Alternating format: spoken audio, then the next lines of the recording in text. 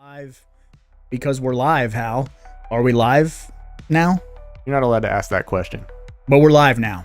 That's right. Hello, internet fans. That's what you're going with? Sure, why not? That's what I say all the time. It is another glorious, I was going to say Friday, but it's not Friday, because that's right, we moved the streams to Saturday. But we're here, we're tired, we're old, we're cranky. Yeah, what the fuck's up with that?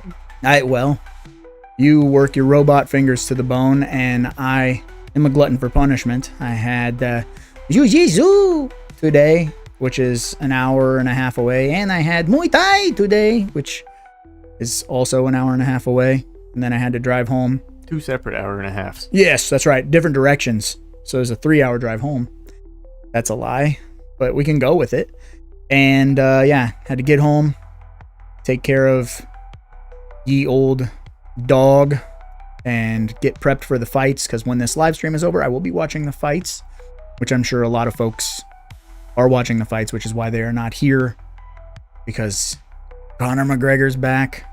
Who cares? My boy Max is gonna beat the brakes off of him. But it is what it is, in the words of Max Blessed Holloway.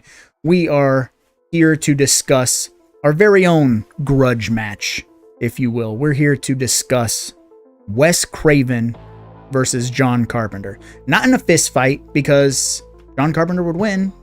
Wes Craven is dead. So if we were just going to go mano a mano, John Carpenter wins. You know, a pack of smokes a day, all the whiskey, all the red meat, bacon, whatever he's mowing down on. He outlived Wes Craven. Did not get the cancer. Wes got the cancer. Sad. It's sad. But that's neither here nor there. We are going to be discussing their filmographies, their bodies of work, respectively. I have a bunch of titles written down from each person, and we're going to get a poll. I'm going to have Mr. Remix do a poll on whether it's Wes Craven or John Carpenter, so we can get some votes flying. I want the chat involved, so when people start rolling in, I need their respective opinions. And like I said, I've got a bunch of these titles, so I want to kind of go maybe tit for tat. I'm not sure how I want to approach this. There's many ways that we can discuss you know, who has the better film and why, or whatever. So we're going to kind of just go through these and, you know, see where the discussion takes us. I have a sneaking suspicion. I was talking to Remix off air where I believe my allegiance lies. And I'm going to kind of use Remix as the control group, the focus group. Is that the proper, I don't know what I'm trying to say, but he doesn't watch a lot of movies. So what's up? Mick Horror is in the house. What up, y'all? We're about to get balls deep into this discussion, this battle royale, if you will. But I'm going to use Remix because, like I said, he doesn't watch a lot of movies. So I kind of want the everyman's opinion on this to jump off. I want to know, based on just the movies that are in their filmographies, I want to know which ones you've heard more of. So which one, in your opinion, you know, is the more notable of the two? I think it's kind of cheating having fucking Halloween and The Thing. So I think John Carpenter takes it based on like public visibility. The deck is... Who really cares about, like, oh yeah, Scream, that's like an icon. Yeah. You got Freddy Krueger. Yeah, but here's the caveat, okay? We have to throw this in. Craven did create Freddy, yes. But he's really only responsible for Elm Street 1 and Wes Craven's New Nightmare.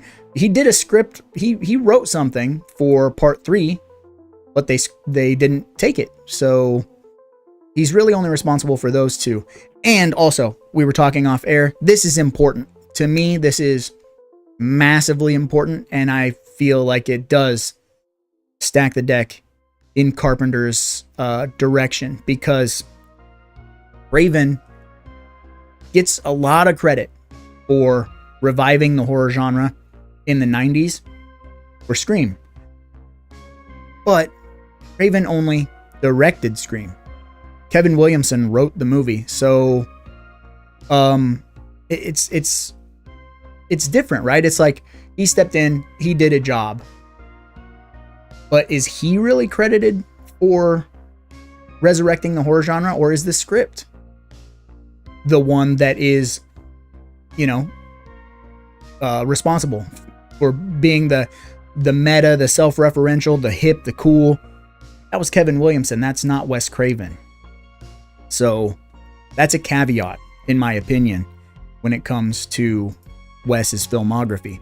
But I'm with you. Remix, with the Carpenter. So I have a list of movies from each, and I was telling Remix off air, what I basically did was I went down, I put smiley faces next to the ones I liked, I put asterisks next to the ones that I hadn't seen, I did sad faces obviously for the ones I didn't like, and then I did just like a flat face for movies I'm indifferent about.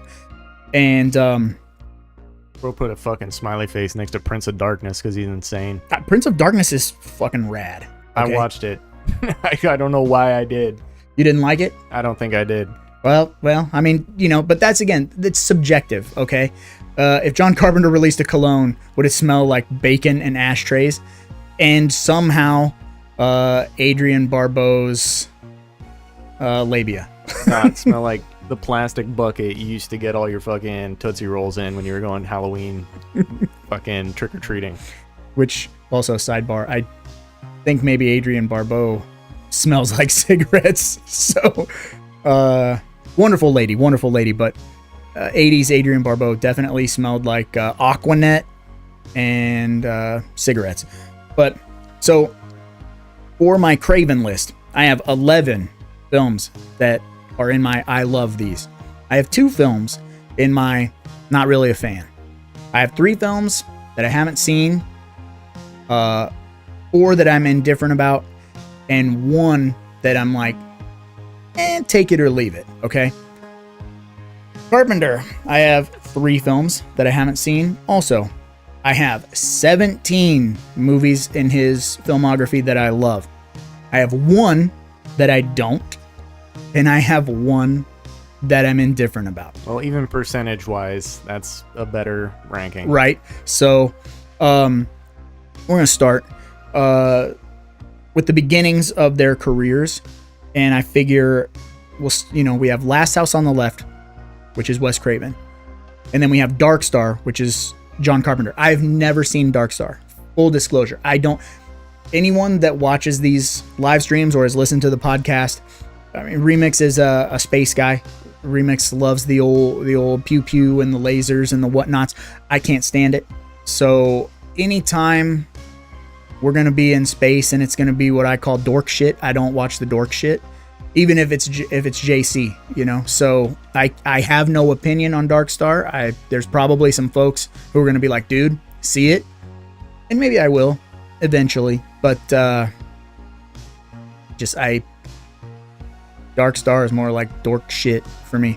So next we have a Craven movie that I haven't seen, which is The Fireworks Woman, which is an adult film, which I didn't even know that this existed until I did my interview with Kevin Martin, who was in The Last Video Store, who owns the video store. Because Craven used an alias, right? And I believe his alias was Abe Snake, which is ultra porn name. But he helped make this adult film. I gotta refrain from the P word. I think that probably gets me in trouble. For obvious reasons, I have not seen the Wes Craven adult film. Why not? Well, for one, I didn't know it existed until recently, and I don't necessarily seek those out. I know there are folks that they gotta see everything their favorite director has done, but I'm not like just chill on the couch and watch that kind of movie. Bro's not giving his identification to the internet in order to preview the contents. I'm And no, I'm not gonna do it. But so then across from that is Carpenter's Assault on Precinct 13, which is hands down one of the best Carpenter movies. I even absolutely love the remake, which a lot of people hate the remake, and it is what it is. You can hate on it. It's a very glossy. It's very clean, you know. And it's got like Ja Rule in it and John Leguizamo, but it's also got Lawrence Fishburne, Ethan Hawke, and it's fun. So I love both of them, but that original kicks ass. McHorror says, man, I can't get into a lot of Wes Craven stuff. People Under the Stairs is probably my favorite. That is up there because it's very silly, right? I feel like if that movie was directed by someone with like a really cynical, angry take, like, well, let's say if Carpenter were to direct People Under the Stairs, I feel like it would be a lot more mean-spirited. Craven does a lot of mean-spirited stuff, but then he sprinkles in that humor. And I'm here for it with something like People Under the Stairs for sure. That's top tier Craven. Pop quiz time. So I just looked up The Last House on the Left on IMDb. Yes. The estimated budget is $90,000. What was the worldwide gross income for the film? 750? 750 what? 1,000? 750,000? Not 750 million? Not $750? Yeah, 750,000. $750 would have been closer. It says $135. Whoa, okay. So, well, I mean, but also, if we go to Last House on the Left, if we do Last House on the Left versus Dark Star, and again, I got no foot in the game when it comes to Dark Star. Last House on the Left is a game changer of a movie. 72, you know, the world is changing, and Craven is in college or fresh out of college making this movie, and it's angry and it's gross and it's violent and it crosses a lot of lines, you know. So Craven gets a check mark there from me for like really kind of pushing the envelope. And I think you kind of had to do that, right? Because 72, he's coming hot off the heels of, we talked about it last week. We talked about Romero with Night of the Living Dead, changing the game. So Craven, as this young intellectual, and he's known to break into the industry, or, you know, just to have an attitude and say what he's got to say. He's got to really upset people. And that movie really did upset people. But you're also going to find throughout this live stream, Craven and Carpenter, no matter how fantastic their movies are, more often than not, which is crazy to think about, and I want to pick your brain about this remix. I'm so curious why this is. Whenever they were releasing movies, not just early in their career, we're talking across their career, when they have become bona fide, like, horror masters, like maestros of the genre, their movies are coming out and their movies are bombing. The movies bomb consistently throughout their careers, but they get to a point like that home video era, you know, after they've sat on a shelf for a while and they get to come out and they get rediscovered, and then all of a sudden they're cult classics and, you know, everyone loves them. So why do you think that a movie like, or a whole filmography essentially will bomb so hard and people won't give it the time of day, but then they'll pick it up later and go, you know what, like, because that happened with The Thing as well. Nah, you gotta look at just the sheer volume of shit that they're putting out. It's like, I'm scrolling through John Carpenter right now, and his filmography gets pretty fucking goofy. It's like the same movie 16 times in a row, and I've never even heard of Michael versus Jason. He did something with the characters. Oh, so basically any of that stuff that's listed is going to be because he is the inspiration for it. Is it? I don't know why he's IMDb listed as a writer for that. I see. Well, because he originally wrote Halloween. So anytime. Well, then you've also got characters based on. Yeah, and that's really weird. Like, so IMDb is doing this really weird thing where they give these guys credit for things they haven't done, which you know, I'll get into their essentially their full filmographies. But we got Strange Monkey Reviews in the house. What's up? What up, dude? We're just getting cracking on this Craven versus Carpenter battle. Next up, and I'm gonna put them tit for tat right against one another. Okay, the original Hills Have Eyes is a Craven movie. Across the board, Carpenter's Halloween. Culturally, the answer is obvious, right? Halloween, Halloween, Halloween. All day, every day. There's nothing wrong with The Hills Have Eyes, or its weird, goofy, from the dog perspective sequel, or even the remakes, the Aja remakes or whatever. They're fine. But you don't stand a chance against Halloween. Have I seen The Greasy Strangler? Carpenter reminds me of Big Ronnie. I've heard so much about The Greasy Strangler. In fact, I believe the guy I used to be in a rap group with, I believe Mike Fantastic, did a song for the soundtrack, or perhaps worked on another film project with the guy who was the Greasy Strangler. But I know, like, they had greasy beanies and they did the whole deal. I just have never pulled the trigger on it, and one day I will, because obviously it comes highly recommended from a lot of people in my inner circle. But I gotta be in the correct mood for certain things. Remix can attest to that. He let me borrow The Lighthouse, and I borrowed it literally for like 3.5 years and never watched it because I fucking suck at life. But yeah, Hills Have Eyes versus Halloween, that's a no-brainer, right? It's just Halloween, and I feel like that's going to be a big caveat in this entire live stream, is Carpenter made Halloween. And I know there are people out there that don't like Michael Myers or the Halloween franchise. My wife is one of them. She's very like anti-Michael, so she gets very annoyed when I'm like, I'm gonna throw on one of them Halloween movies. I'm gonna do that. She's just like, God, fucking anything else. But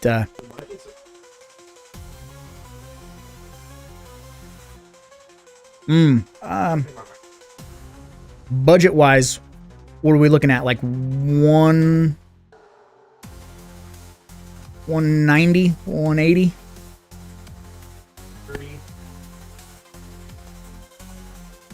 Okay. 325 for Halloween. Yep. That sounds about right. Yeah. This is a different mic, people. Yeah. Switched it up. We switched it up and this it week. Doesn't fucking work. It should work. It's just I blame this input. I told you never to use 2. Don't use 2. Switch it to a different input. The dude that plays the Strangler is the dude from Video Dead. Yeah. If you got Prime, watch it tomorrow. It's a hilarious slasher. I do have Prime. Of course I have Prime. Although Amazon has been irritating me lately. I don't know if anyone else is dealing with it. I'm going to get on my soapbox and complain. Order something from Amazon. You've actively ordered it. I paid for it. And it says like, yo, you've paid for it. You're shipping it. We're shipping it. And we don't check anything for like a day or two because it's shipped. Somehow, some way, Amazon will have sent you an email and says, did you really still want that? If you want that, you got to say yes. And then we'll ship it. And you're like, but you said you shipped it. Like, why do I need to say yes? So if you accidentally don't get that email, then they just, quietly refund you your money, which you don't notice. And then, what's up? No, Mike. Mike's giving him so much trouble. Everything. Yeah. I work there. It is horrible. Yeah. So Amazon can S my D while sniffing my B. I don't know. I'm working on reviewing Hills Have Eyes soon. It's one of Craven's best. I love Hills Have Eyes, and in fact, I just did watch the remake the other day. I don't know why. Maybe because I talked about it in my What Type of Horror Fan Are You Volume 2 when I talked about remake haters. I just got in the mood to watch Hills Have Eyes remake. So yeah, threw that on. But next on the list, this is a Craven movie that I'm not fond of, and a Carpenter movie that I didn't even fucking put a smiley face next to it. I'm an idiot. So that would be 18 Carpenter movies I put smiley faces next to. So this next Craven movie is called Summer of Fear. It had Linda Blair in it, and don't feel bad if you don't know about this movie, because I didn't know about it for a really long time. I actually found the DVD for like $2 at one of my old, stomping grounds, and then someone put it out on Blu-ray. I want to say Arrow put it out on Blu-ray. And I'm a masochist. I was like, it wasn't that good. I better buy that Blu-ray. You know what I mean? Like, it wasn't good at all. It's not a great movie. I think it's a made-for-TV movie. It's really slow. It really sucks butt.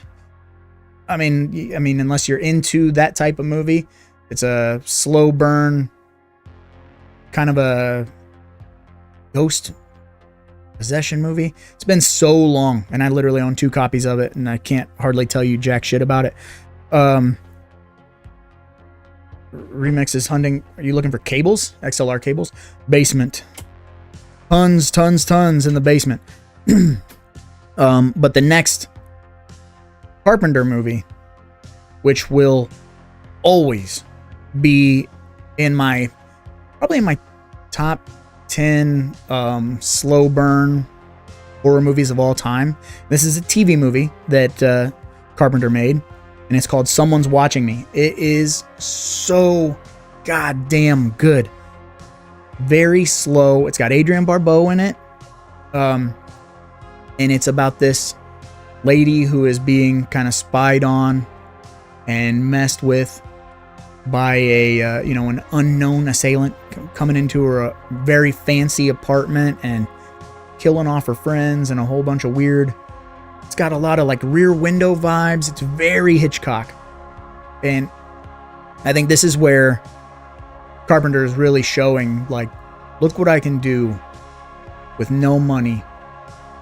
And as long as I think Dean Cundy, came back, and he had Dean Cundy as his director of photography because they work so well together. There's something about the way these two guys communicate and what they get on screen, and everything feels so big and feels so expensive. And it's up there. It reminds me, it's not the same, but I get the same kind of feeling from Hitchcock's Rope, which is number one for me. So see, Streamlabs still talking about 2023. I don't know. Oh yeah, that's weird. Oh yeah, because of our tape head thing. Filming has wrapped. Yeah, and the Blu-ray is out, and the soundtrack is out, and that's had its festival run.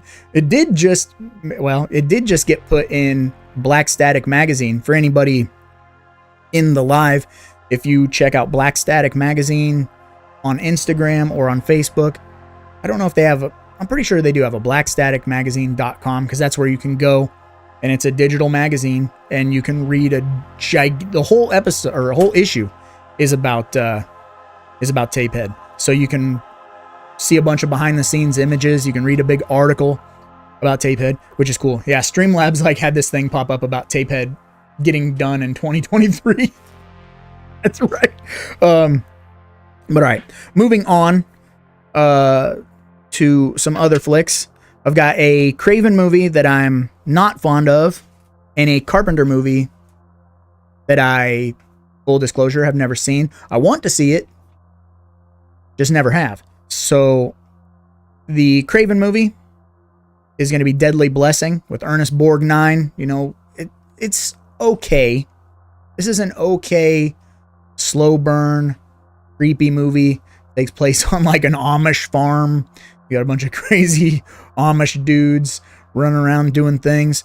And there's a snake in a bathtub, which Craven, obviously revisited and did a whole bathtub gag in Nightmare on Elm Street. But Travis Roberts Unfiltered is in the house. He says, I'm late, but Hills Have Eyes remake is in my top 5. Look, Hills Have Eyes remake, I was just saying, I just watched that earlier this week, and I don't get to a lot of movies now. Like, that's not really my main concern, is like not just chilling and watching movies, because obviously I'm doing a lot of stuff with my kid and all of that stuff. So when I do have time to sit down and pick a movie, it's something's really got to like get in there.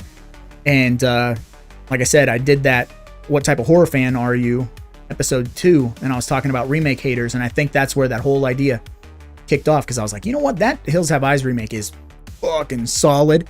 So threw it on, and yeah, had a good time with it, as always. Some of that CGI doesn't age real well, but luckily I just have it on DVD, so it's got that kind of that baked in grain that they added, and kind of hides some of the imperfections, but it is what it is. But yeah, so I was saying Deadly Blessing, you know, the weird Ernest Borgnine Amish Cult of Doom movie for Wes Craven. And then across from that is the Carpenter movie I have not seen but want to, Elvis, where we got my man Kurt Russell playing Elvis. And you know, it's a biopic about Elvis. Biopic, however that word is. Why do people say biopic? Biopic? It's like, I read it and I never... Biopic? What are you doing? I got a biopic when they were looking for cancer. Is that right? Like, are they slicing you open? Yeah, that's what they do. The biopics, when they look for cancer. I had wicked bad cancer, and they cut it out of there. But no, I've always wanted to see it. Not that I'm like, I don't have any stake in the game when it comes to Elvis, right? But when I was growing up, my mom is a massive Elvis fan. She had this wall clock that was this weird painting of Elvis, and he's kind of like looking over his shoulder, and he used to freak me out because wherever you went, his eyes kind of followed you. You know how like you see in Scooby-Doo when someone's hiding behind a painting and it's like that fucking wall clock used to terrify me. But yeah, my mom has a massive Elvis vinyl collection, which is probably worth $1 billion. Don't go after her because I'll kill you.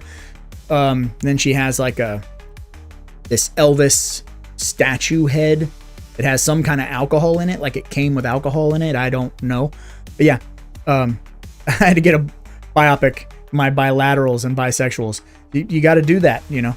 I said biopic like biography. Yeah, that's how it's said. I was just being a fucking idiot.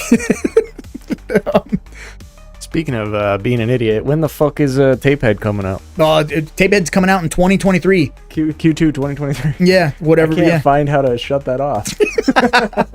Go away. All right, so next on... Fuck you, Kevin. Next on the Craven versus Carpenter list is a movie I don't like for Craven and a movie I love for Carpenter. So... and it's not Craven's fault, okay? But this movie sucks a hot fart. And that is Swamp Thing. Swamp Thing sucks. It sucks so bad. I've tried so many times. I even have the VHS with the R-rated Adrienne Barbeau booby scene. But I don't care. I hate the suit. I hate the villain, the warthog guy. Oh dude, I love Norbit. It's been a hot minute since I've seen Norbit. That's a good one. I did that quote went right in and right out. But yeah, so Swamp Thing just is, it's a fail across the board, every which way you slice it.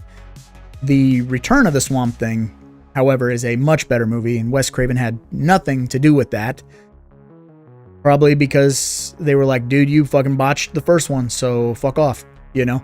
And even as a kid, we had the Swamp Thing TV series, I think was on USA, and we had a Swamp Thing cartoon, so we had a Swamp Thing line of action figures. So I had a hot minute where I was like, ooh, maybe I should start reading Swamp Thing comic books, because I had a cousin who was really into comics, and, you know, I'm trying to get into that world at a very, 9, 10, somewhere around there.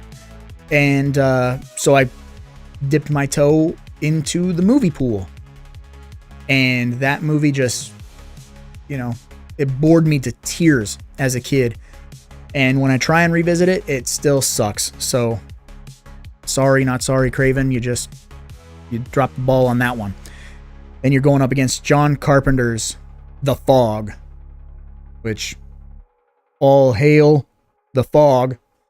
I probably quote The Fog. I know for a fact that I quote it every time there's fog outside. I'll go, hey, there's a fog bank out there. Or, ain't no fog bank out there. Hey, there's a fog bank out there. My man, Buck Flower, getting iced at the beginning of the movie. Plus, obviously, you've got, why am I blanking on her name? She played Annie. Nancy Keys. You got Nancy Keys. You've got Janet Leigh. You've got Tom Atkins. You've got Jamie Lee Curtis. I mean, it's just a Hal Delrich, right? It's a crazy who's who, and Carpenter brings all his A-game players, and it's a creepy, slow burn of a movie that just knocks it out of the park. If I had to choose, you know, I'm trapped in a room and I got 2 DVDs and I got Swamp Thing or The Fog, I'll fucking use Swamp Thing for kindling. I'll figure out how to start a fire, and I'm watching The Fog over and over and over again. So I don't know budget wise Swamp Thing versus The Fog, but the Fog kills it 100%. Is Evil coming back on the live streams, or am I doing solo now? So I mean, I'm not solo. I got Mr. Remix with me. If you want, this is where it's kind of weird. So if you want further in-depth answers on some of that stuff, there is a Patreon exclusive solo audio only podcast where I kind of go into some things. But, you know, Evil and I are not doing the podcast anymore. I'll say that. So like, one of my best friends in the whole wide world, but doing this wise, I felt like I kind of needed to do this by myself. So, or not by myself, you know what I mean? But solo, but not solo, if that makes sense. So, yeah. And yeah, there's more in depth on Patreon, which you can hear that podcast for $1 if you want. I think you might even be able to hear it if you're a free Patreon, but which kind of defeats the purpose of Patreons. But all y'all that support me, you know, no matter what or whatever. So the next one, Craven movie that I own but I have not seen, so I have no stake in the game, versus a Carpenter movie that I love. The Craven movie is called Invitation to Hell. It's a made-for-TV movie, I believe, if I'm not mistaken. Another one of those weird ones that I had no idea he had a hand in, and then I found it randomly, and of course, picked it up, tossed it on the shelf, and that's as far as it got. So, don't know anything about it. If anyone has seen it, let me know if I should watch it. But it is going up against Escape from New York. And you can't beat Escape from New York. So, again, one of the tent poles in the Carpenter, the Carpenter universe. Everybody knows Escape from New York and Escape from LA, which we'll get to. But, you know, I just feel like Escape from New York, again, stacked cast, all the Carpenters. He has a film family. He's bringing out people that he loves to work with. And, you know, just a big sandbox. Let's just all get together. Let's have fun. Let's play around. And then, you know, of course, he's going to sit down and get behind the keys and handle that business. So everything about that movie is iconic. Next up, this is where it gets tricky. Okay. I can do an episode interviewing you one day. I would love to, man. Yeah, we'll have to fucking sit down and do it. So the next up on the list, Craven's movie I love, Carpenter's movie I love. And I'm curious what the audience thinks. I'm curious what Remix thinks. It's tough. This is a battle, right? So you've got Nightmare on Elm Street and The Thing. So one spawned a franchise that Craven necessarily didn't have anything to do with. And I believe The Thing is probably the biggest, not misstep in Carpenter's career, but like it was a huge bomb.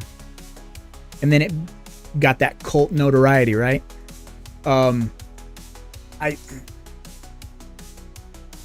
It's very tough to say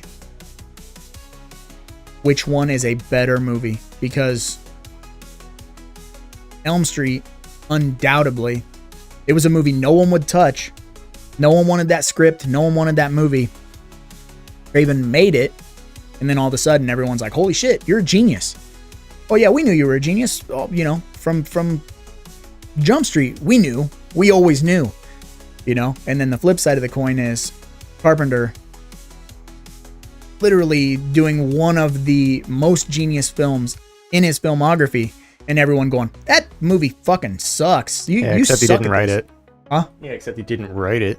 No, Carpenter did not write it. It's exactly. Based... So where's he shot it very, very well, but he didn't write it. So Cundy shot it. So basically, Carpenter directed it, and it is based off of a pre-existing.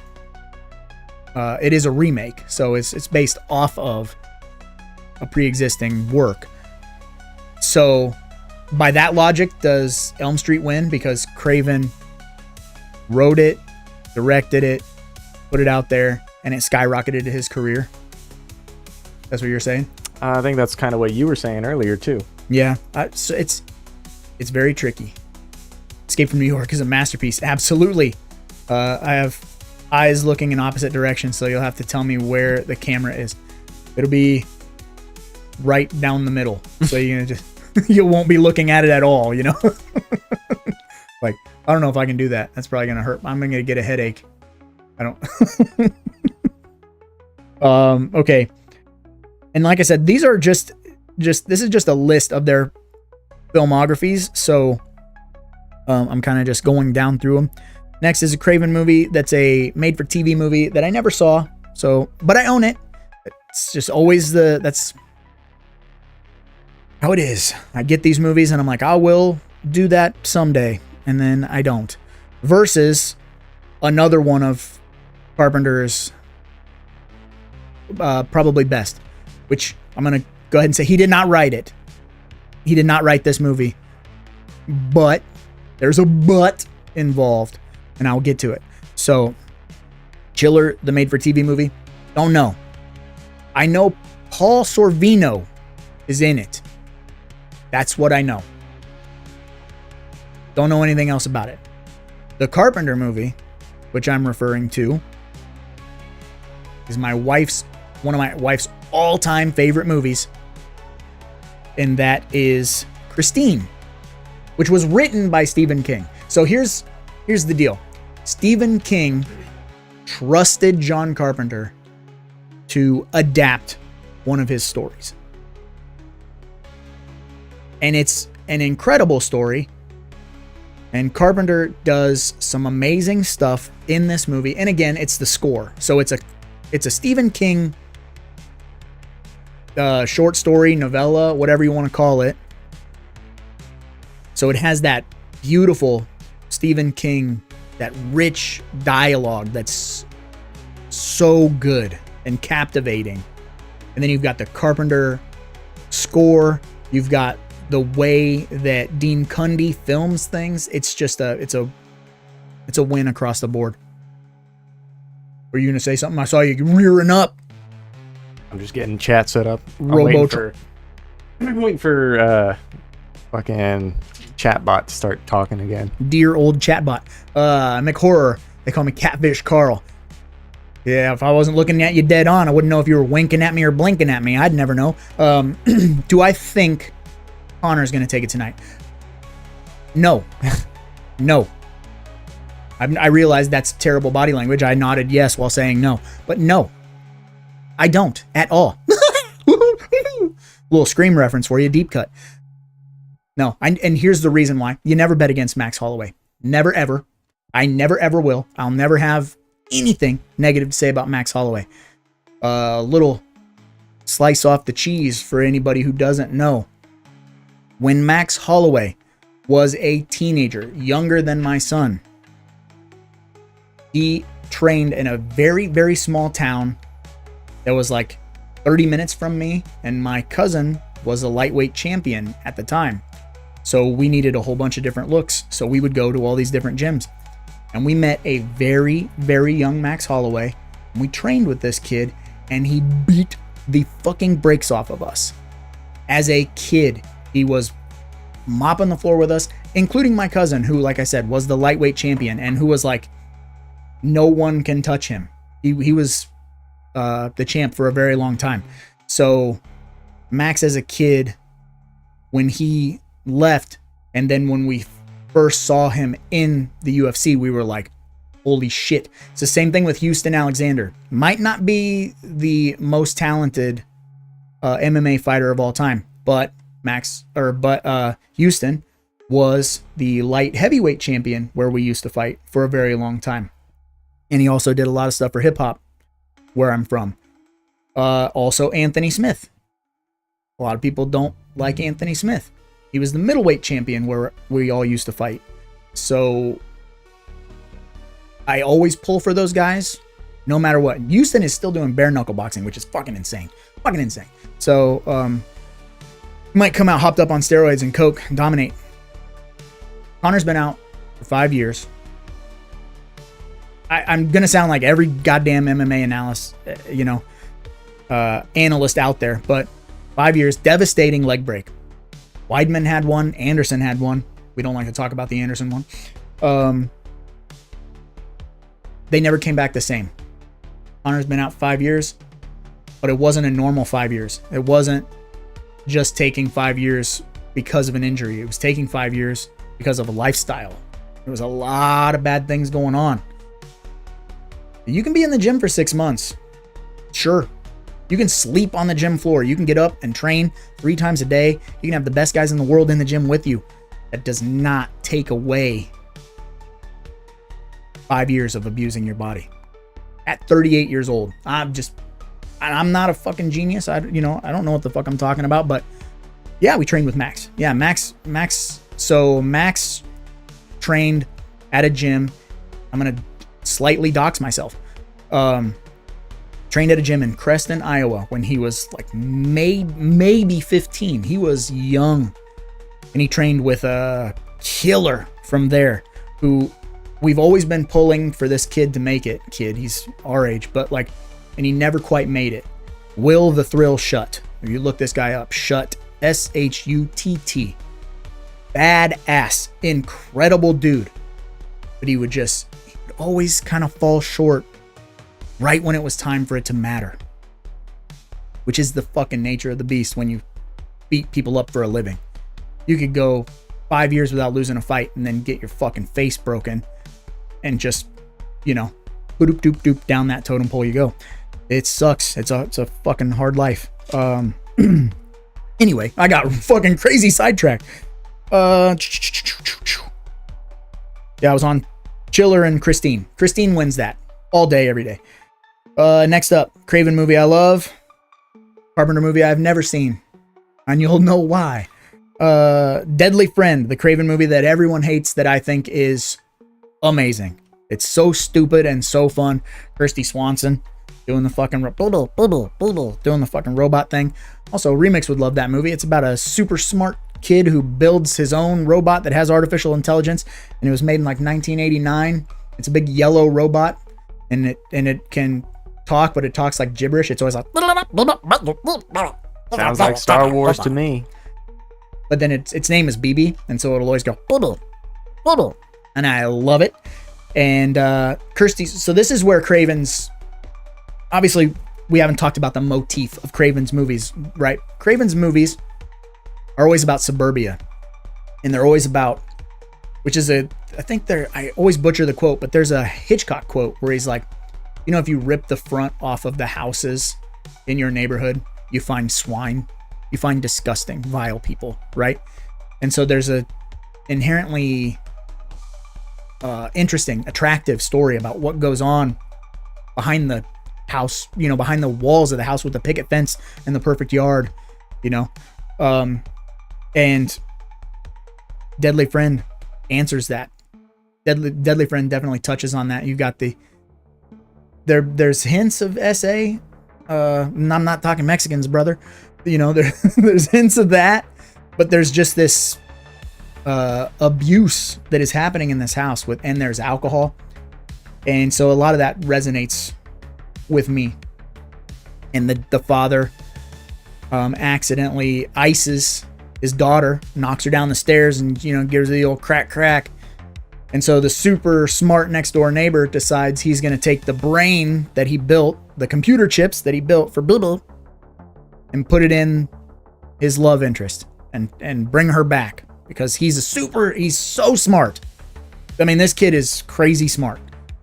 And science works, but kind of not really. You know, it's a weird Frankenstein deal. So, yeah, I fucking love Deadly Friend. The world hates Deadly Friend, and I'll line them up, I'll knock them down. I'll fight them all. And the Carpenter movie that it goes up against that I haven't seen, Starman. I wonder why I haven't seen Starman. I don't know if you guys have picked up on the fact that I don't like dorky star shit. But I think, who's in Starman? Dennis Quaid? Does that sound right? That doesn't sound right to me. I don't know. This IMDb list sucks. Huh? These IMDb lists sucks. I've got all credits, and neither of those movies show up on here.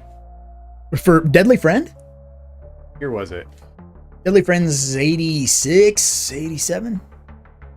It goes straight from 85 to 87. It goes Elm Street 2. Just fucking Google Deadly Friend. Yeah, because he didn't do Elm Street 2. Which is weird. What the fuck? Yeah, Connor looked jacked in Roadhouse. Yeah, he was on all the juice in the world. Man, Jake Gyllenhaal was fucking shredded in that movie, huh? That movie sucks ass, but it's so fun. Where the fuck is everybody? I love Don Fry.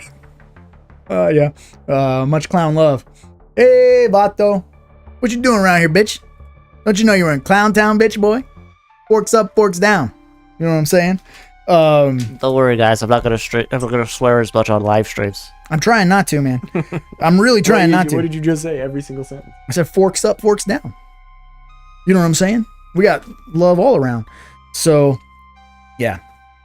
F the Starman and his chocolate starfish. John Carpenter versus Tank Abbott. Ooh-wee. Ooh-wee. Yeah. Well, Tank Abbott would get gassed. So, I don't know. Man, I feel like John Carpenter would just get on like a mobility scooter and run for the hills. Matt's and Masterpiece in the house. Hey, that's my lovely wife. Hello, hello. You guys should do me a solid and follow her on the TikToks. If you do the TikToks, I don't do the TikToks. I'm not allowed to tell people to follow people, am I? Don't you get like in trouble? Nah, it's fine. Yeah, go ahead and follow her on the TikToks. So here's a fun fact for Deadly Friend. The gross was 8 mil. That is gross. Getting up close to 10 mil, but I don't see the freaking budget. It kind of surprising for a 80s horror movie. It definitely bombed, I'll tell you that. That's the motif across the board with all of their filmographies until you get to some very specific stuff, right? So next up, this for Craven. He did 2 years directing episodes of the Twilight Zone 1980s revival. So like 8 or 1 year, 2 years, how you want to slice it. 85 to 86, probably into 87, which that series kicks ass. So good. I have nothing bad to say about the Twilight Zone, the 80s Twilight Zone. None of the iterations of the Twilight Zone, maybe the very first like 2000s. That was a little clean. That was a little weird, but still got some baller episodes in there. Versus one of John Carpenter's best, the Big Trouble in Little China, which, fun fact for anyone in the house, in the building, you know, Miss DeMarco's in here, Matt's and Masterpiece. This movie, in fact, is the reason I knew I was going to marry my wife.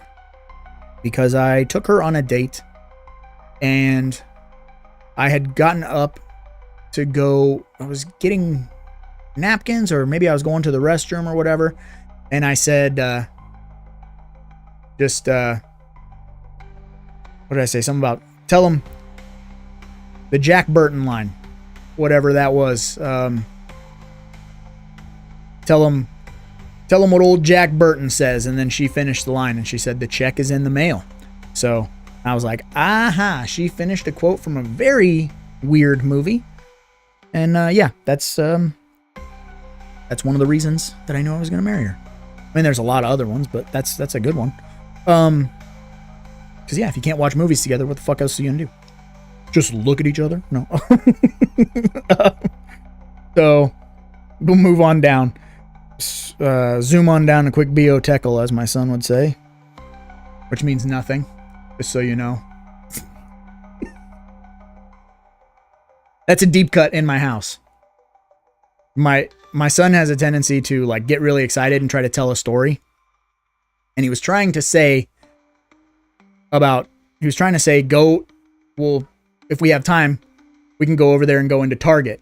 And he like stuttered, and he was like, zoom on down to quick biotecal. It wasn't even any of the words. It was none of the words. So Biotech D. Did I ever hear the story that ICP tried to get Tank Abbott to attack Eminem on stage, and Eminem's security guard stopped him while he was drunk? I did not know that story. But it doesn't surprise me, you know. They had a super hardcore beef for a very long time, you know. So yeah, they had some good back and forths. I was just telling my son, I have a newspaper clipping from, I believe, the Warped Tour. D12 jumped out of their tour bus, and all of them jumped Isham and beat Isham up really bad, and that got them all respectively kicked off the Warped Tour. So yeah, I like D12 and I like Eminem, but obviously, if I'm in that mode, which is pretty much all the time, I'm siding with the clowns. Speaking of tours, if anybody's going to be in the KC area, I'll be at the Evanescence concert. Do not talk to me. He'll be the one with glowing red eyes going, boodle, boodle, yeah, baby, boodle, boodle, just spinning in circles. I'll burn IMDb down. What is this shit? Island Boodle. You got to go to imdb.com. I hate IMDb's new bullshit. This is fucking bullshit. I said I didn't want salmon. I said it 3 times. So I'm fighting with tech on every freaking side right now. Have fun. I don't know. So next, which off air, or was that on air? You said you didn't like this. So for the Craven movie, we've got a sleeper. We got Serpent and the Rainbow, which gross. When I was growing up, I was like, that's totally based on a true story. That's totally real.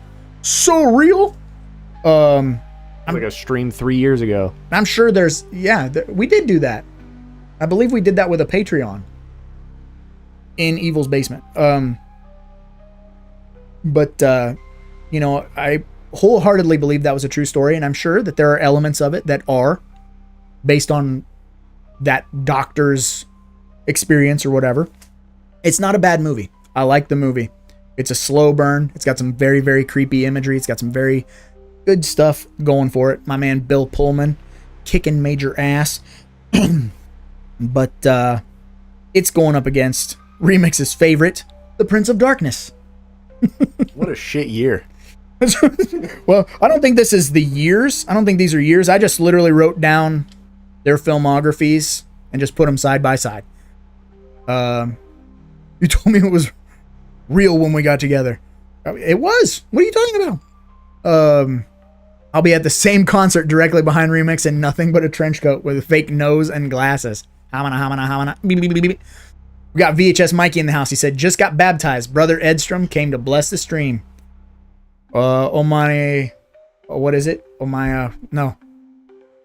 Omni Patrick Spiritu Santi, whatever the fuck. I was trying to speak 2 different languages, saying 2 different things. Saying something in Japanese. I was about to go Japanese on you. Welcome, brother. That's a little line from Troy for you. But yeah, thank you for coming and hanging out, dude. I trust your baptism went well. You don't have any boils. You're not screaming and or on fire, so that's good. If I had to pick one, Serpent in the Rainbow or Prince of Darkness, I probably am gonna pick Serpent in the Rainbow. I like Prince of Darkness, but it's a very weird movie. It's very weird. It feels like a fever dream. In fact, I think the first time I watched it, I did have a fever. And so that probably like plays into where I'm like, I don't really understand what the hell is going on. I don't know. Our mutual love for one another. She watched it the day before our date. I get it. She's green with jealous rage. What is this? I'm so confused on... My brain moves very slow, but also a million miles a minute when we do these live streams. Still talking about Evanescence. Oh, okay. Is that Evanescence? These are lyrics of Evanescence? Oh, maybe she's jealous because you're going to Evanescence. Well, just so you know, I'm going to the Gathering next month. I knew that one. I'm sure they all knew as well. Which also means that in September, they'll be back in Omaha, and I'm going as well. Omaha, never heard of such a place. It's in Illinois, Omaha, Illinois. Swing on through to Quick Biotecal and meet me at the Admiral in Omaha. Biotech D. Yeah, I'll be the one with the Shaggy 2-Dope face paint on. Good luck finding me. I always paint my face like Shaggy. Crossing the blessed stream. Cross the streams. Next, this is tough. And I know I'm like 99% sure you've seen both of these movies. So, on the Craven tip, we've got Shocker. And on the Carpenter tip, we've got They Live. I don't have a Shocker tattoo, but I do have a They Live tattoo. But I want a Shocker tattoo. You don't have a Shocker tattoo? Not yet. I swear I've seen the art that you were going to. Yeah, Megan drew it up for me. And I will get it eventually. I just have not done it. But these are 2 very influential movies for me. And I think obviously Shocker isn't like saying anything. There's no like, oh man, there's no subtext to Shocker really. Shocker is just the making of Shocker is saying something. It's don't trust people that aren't qualified. Yeah, because that ruins your movie. And also Shocker was the studio saying, please God, can you make us a new Freddy Krueger? We need a franchise villain. Please, Wes, please. And he was like, I'll see what I can do. How about a guy who can be electricity and go into TVs? That has potential for a series. That's got legs. And then it fucking got botched, which it's a stupid fucking movie, but it's my stupid. I love Shocker. So, Meet Cleaver Max would be a deeper cut. That's House 3, aka The Horror Show. That is a deep cut, but Craven nor Carpenter directed it, so I couldn't. One day maybe I'll do a Shocker versus The Horror Show and show how basically they're the exact same movie. Hey, Tapehead will be out in 2023. That's not what that says. Oh. Came out in like 2023 or something like that. I don't know. I'm just a robot. Don't yell at me. Oh yeah, we do get to see Vanilla Ice. He will be at the Gathering, which is rad. I wouldn't tell anyone about. Hey man, I like Vanilla Ice. Dude did all right. He did all right. Sells houses and shit now. I pay no attention to. I approach the world like a 9-year-old. I don't want to talk politics. I don't get involved in politics. I don't give a fuck about politics. I don't do that. So I did see some scuttlebutt on the Juggalo subreddit about some people being upset that he was going to be there. But dude's been down since being down. You know what I mean? He did Insane Killers with ICP back in the day. Dude's got Hatchet Man tattoo. So, plus his second album, Mind Blowing, fucking hard as shit. So, I mean, dude he gets a bad rap because people are like, he's that white pop rapper, but like laughing all the way to the bank. That dude's one song sold a bajillion copies. You know what I mean? Crazy Jacques Cousteau pockets. That dude's fucking rich beyond rich. I need a Meet Cleaver Max award for movies that are like another movie but not as good. I do. That's tough though. We're gonna go with They Live. Yeah, I'm gonna pick They Live. I'm not like keeping tally of which one we're saying is better, you know, because we got a lot of shit to talk about. But I'm just trying to burn through their filmography. You always say that I've seen The Shocker. I've seen the end of that movie. You came over when I was wrapping it up one day? I've never actually watched it. It's fun. I think you would like it. It's just House of Pain needs to play The Gathering. Yeah, or, you know, at the very least, Everlast. I don't know that House of Pain gets... Oh, are they back? Oh, when you said they're back from the Dead album was wicked. Yeah, House of Pain fucking kicks ass. Sidebar to House of Pain. Have you heard ICP's cover of Jump Around? I know that you get down. That cover is pretty fucking hard. So next up on the Craven tip, TV series I have not, or TV movie that I have not seen. I know the cover. It's got a very cool cover. Versus another slept on John Carpenter movie. So the Craven TV movie is called Night Visions. It's got that badass cover of like a demon with like snakes coming out of its eyes. That's all I know of it. I've seen that cover a million times at the video store. And the Carpenter movie that gets unjustly tossed to the side, treated like crap. Maybe it's because the star is an unlikable pile of crap. But that is Memoirs of an Invisible Man with Chevy Chase and Daryl Hannah. I know Chevy Chase sucks. I've seen documentaries. I've seen what everyone has to say about him. He sucks. He sucks bad. But he's funny in that movie. I like that movie. I liked that movie before, you know, when I was a kid, when I didn't even have any concept of, oh, this is a John Carpenter movie. So it's just a very fun take on the Invisible Man. And also, he doesn't do anything too sinister in the movie. He doesn't do, you know, because if you look at the old Invisible Man, or even you go with the new Invisible Man, or even Hollow Man, there's like violence, there's you know, a little bit of that assault and things of that nature. This is just a dude who accidentally gets turned invisible, and then Sam Neill is in the government and a bunch of other dudes hunting him with goggles and shit. But yeah, it's fun. I like it a lot. So it wins obviously because I don't know Night Visions. Is Remix a DJ? He used to make beats, yeah? Used to make beats. So I tried setting up my computer recently. I was like, maybe I'll do it again, but no. I haven't done that in forever. My kid uses Ableton Live. No, he's got some dope Reason. stuff. I used Reason. Nobody uses Reason, but it's got a great like physical mixer setup. So everything is like on what's usually everybody uses like Fruity Loops or GarageBand. Yeah, It's like, yeah. All right, you load in the plugin, whereas Reason actually gives you physical mixers or like physical versions on the screen, and you can do it all that way. I'm pretty sure he either uses Reason, or he did use Reason, and now I think he uses Reaper, or he had Reaper and now he uses Reason. It's flip-flopped perhaps, I'm not sure, but they're both very similar DAWs. And he was like, I don't want to. I think he pays a yearly subscription, and it's very, very, very solid. I miss Reason. That's just cool shit. You need to do it again, man. You need to just I got mess Fruity around. Loops right now, but I don't have my computer set up. No, you stay away from Fruity Loops unless you're primarily wanting to sample.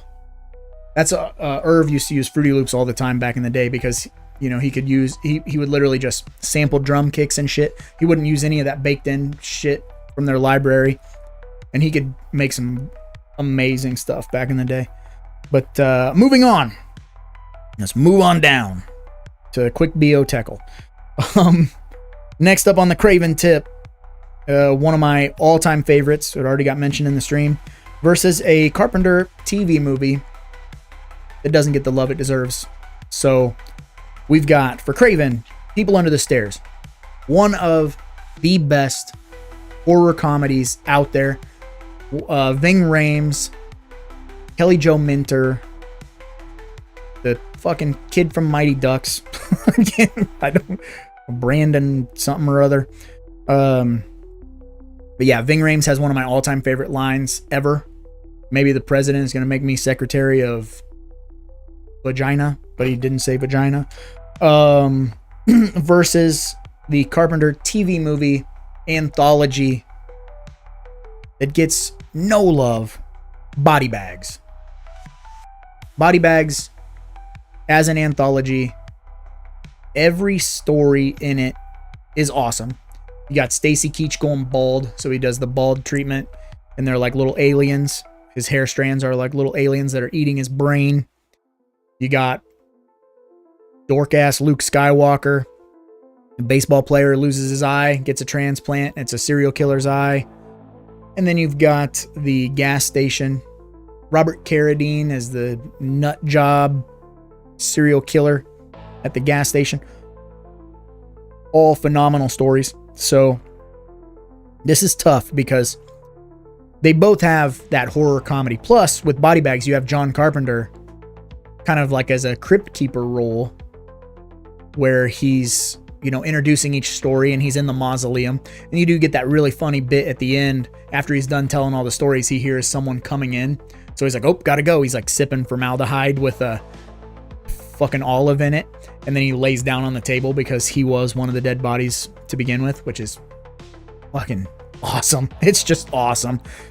I'm always in the mood for Body Bags.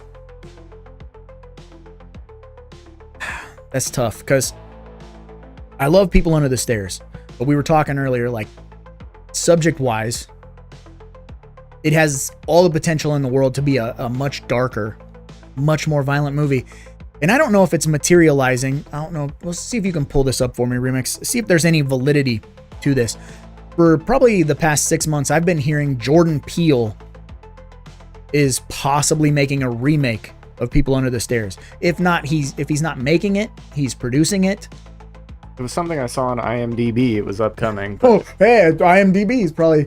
As soon as you look it up, IMDb is what comes up. All right. What is AI overview of fucking... No, save the water. Yes, save the water. It always pops up with an AI overview no matter what.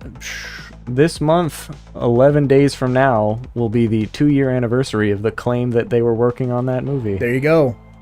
So it's been 2 years. They're like, we're going to do it. And I'll say this. A lot of people didn't like that Candyman legacy sequel thing, which he did not direct. I hate when people are like, that's a Jordan Peele movie. No, he produced it. It's a Nia DaCosta, however you say her last name. It's her movie. Peele just threw some money and, oversaw the production a little bit. That shit goes pretty hard. That's a pretty good movie. A solid gut punch of a flick. I missed it, but Mikey said MC Donald's gonna dust the mic off. Hey man, we got to do a collab. I did just do an EP with my kid, which is available on his fucking website. Apparently, Peele signed something 6 years ago in October saying that he was going to work on that movie. 6 years? Yep, 2020, Holy October 30. balls, dude. Get going. Let's go. We had a friend we called Candy Ass, and if you said his name 3 times, we swear he would show up. My son has a friend that if you do actually say his name, he does show up. If you say it 3 times, he shows up. So we've cleverly created a fake name. So whenever we're about to talk about him, we use the fake name and he doesn't show up. But I swear to God, all through this last school year and the beginning of this summer, if you brought him up and then my kid would be like, no, I haven't heard from yada yada. I'd be like, that's weird because you normally hear from yada yada. Then all of a sudden he'd like knock on the door. And you're like, oh, God Damn it. We did that. We accidentally, we talked him into existence. But let's move on, shall we? Because it's already 8:09. Next up on the Craven tip is a TV show that I am aware of. I know I've seen, but I don't know. Like, it's literally been since the year it came out, which would have been 1992. So I don't remember a great deal about it. I'd have to, it'd be completely new to me. I know I watched it when it came out, but I was also fucking 8 years old or whatever. So that is Nightmare Cafe. And I think it only lasted one season, which might have only been like 5 episodes or 6 episodes back in the day. Versus another slept-on Carpenter classic, which I know you've seen because I made you borrow this, and we had an in-depth discussion at our place of employment. In the Mouth of Madness. Never seen it. I quote that movie still. I love that movie. What's that damn book that you told me about that exists that has literally everything that's ever been written?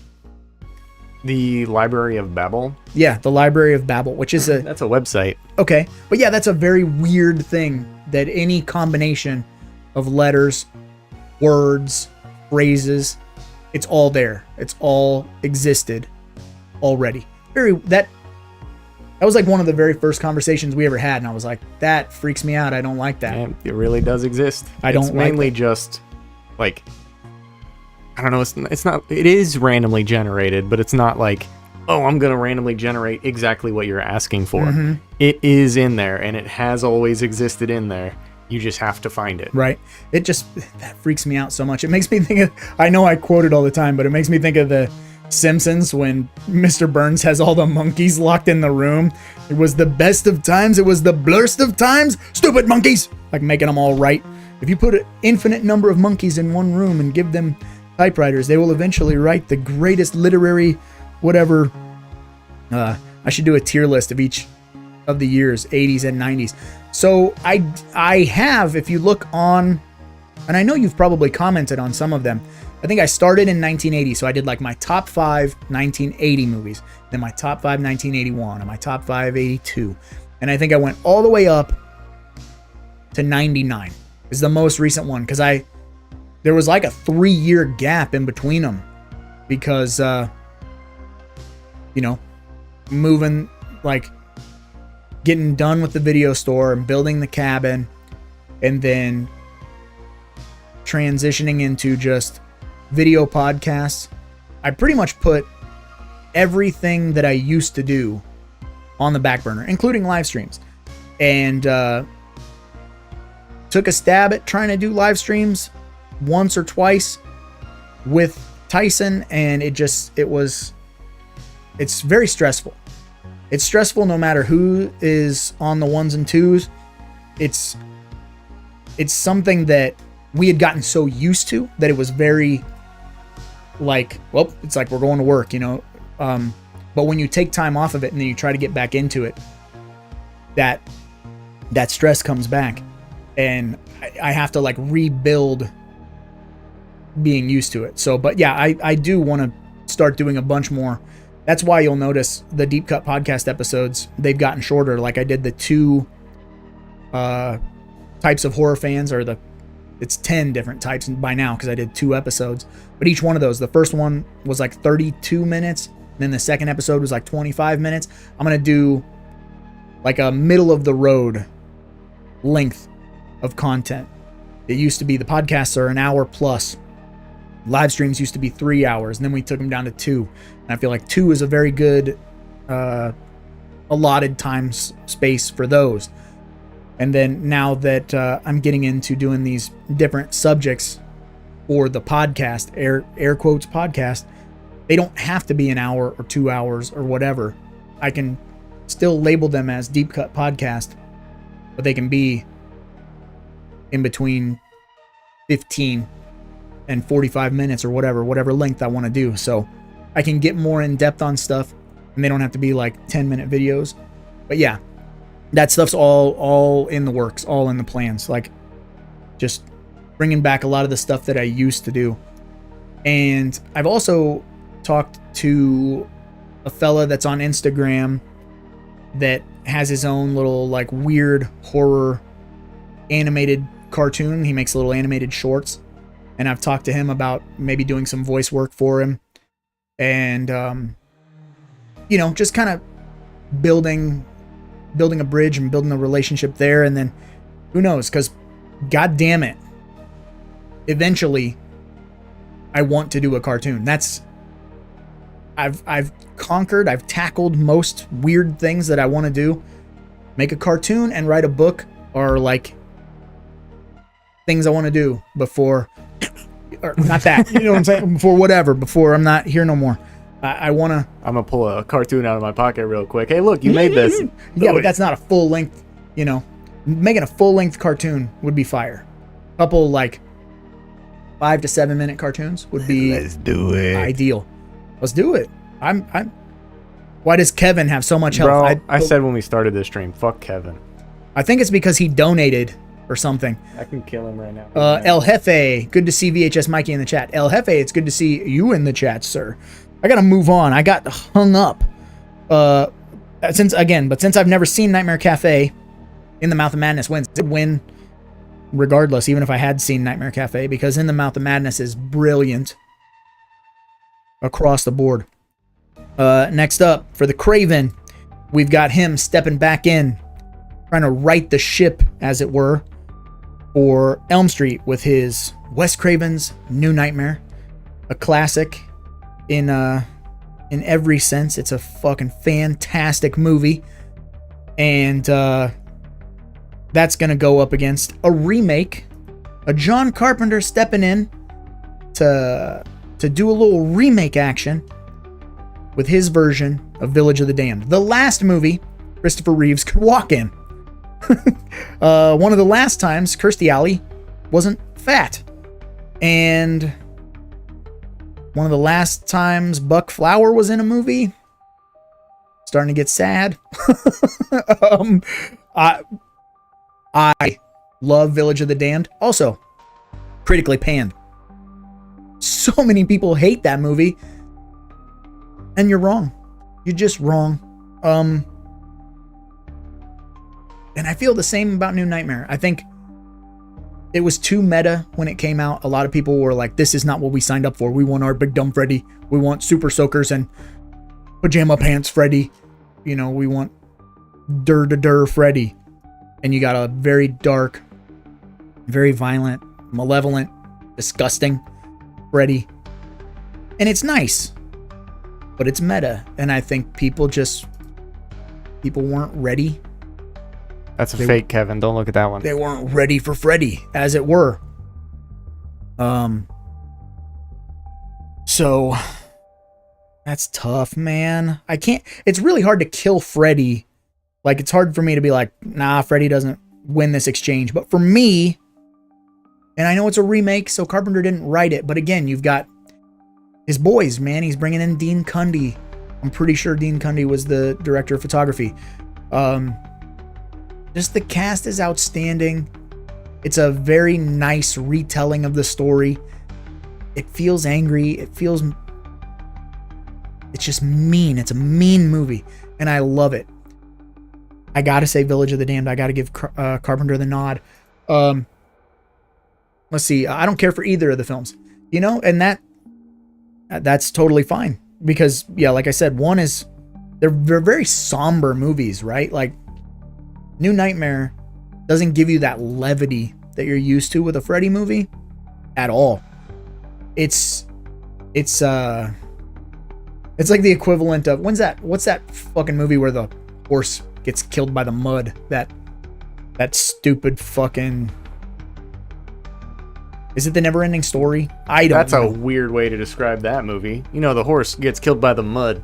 Yeah, isn't that movie? I mean, there's that exists. It's very somber. We're looking at Kevin, people. These are fake numbers. I'm sorry, but in Village of the Damned is also very somber. Well, the people win, yeah. The people win. In a minute, but yeah. The gumballs are seizing. Oh no. VHS Mikey said, met Malenko. He gave me 3 wishes. That night, I've been cussing up a storm, but I'm gonna be careful. Hellbound horror show before it disappears. He says, yes, chase your passion. Life is too short and you're way too talented. I can't wait to see what you do if you put your mind to it. Dude, that right here, one of those for you. If you haven't seen what we've been able to do with our passion and no money, you should check out the Tapehead movies. They're both available for free on this YouTube channel, or you could buy them on Blu-ray on the web store, which is probably in the description to every video on the channel. But yeah, you need to put them up for streaming on Amazon. I don't know how to do that. If I knew how to do that, they'd be there. Put them on Tubi, put them on fucking wherever. Whatever. Just text Jeff Bezos. Please, Jeff. Village of the Damned is trash. Little albino kids ain't scary. It's okay. It's okay. I'm not gonna let that hurt my feelings. Not gonna let it. Wes Craven maked FNAF at Freddy movie. FNAF at Freddy's. I get. I'm saying, man, I get why people don't like that Village of the Damned movie, but I got a soft spot for it. I really do. It's not that it's scary. I think with the year that came out, I think it just hit me at a perfect time. I'm starting to, like, 95, 96 is when I started being the one that we used to get these big, not those little bitch TV guides. Where I'm from, we used to get these big fuckers that looked like magazines. And I would, like, scour the TV guide and I'd be like, yo, it's a horror movie.